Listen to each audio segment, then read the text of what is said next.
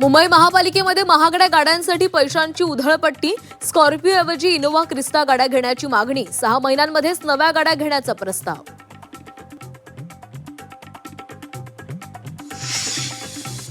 मंत्र्यांच्या सुरक्षेसाठी गाड्या खरेदी करताना सरकारी तिजोरीचा गैरवापर. संजय राऊतांचा घणाघात.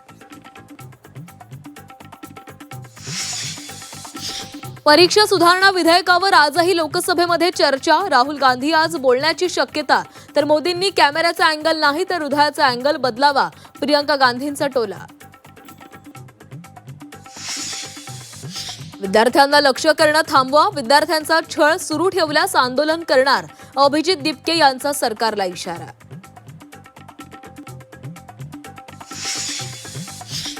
गुन्हेगारी पार्श्वभूमी नसलेल्या अल्पवयीनांना तत्काळ सोडा. नीट आंदोलन प्रकरणी सर्वोच्च न्यायालयाचा आदेश. कुठलीही सक्तीची कारवाई न करण्याचेही निर्देश.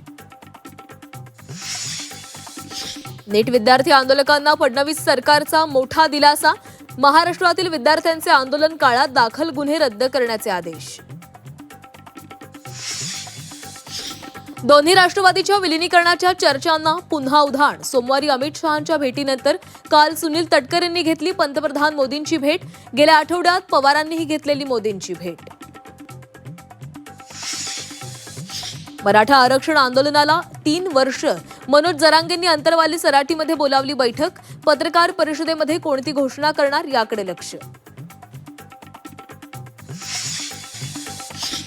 मुसळधार पावसानं नागपूर शहराला झोडपलं. मंगळवारी अवघ्या 4 तासात 180 मिलीमीटर पावसाची नोंद. आजही ऑरेंज अलर्ट. नागपुरातील शाळा कॉलेजेसना सुट्टी. नाशिक जिल्ह्यामध्ये भूकंपाचं सत्र सुरूच. सुरगाणा परिसरामध्ये पुन्हा भूकंप. आठवड्याभरात भूकंपाचे 5 ते 7 धक्के.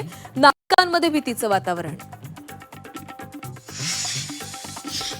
साईनगरी शिर्डीमध्ये आज गुरुपौर्णिमेचा मुख्य दिवस. मंदिरामध्ये विविध कार्यक्रमांचं आयोजन. गाणगापूर, अक्कलकोट, शेगावही भाविकांनी फुललं.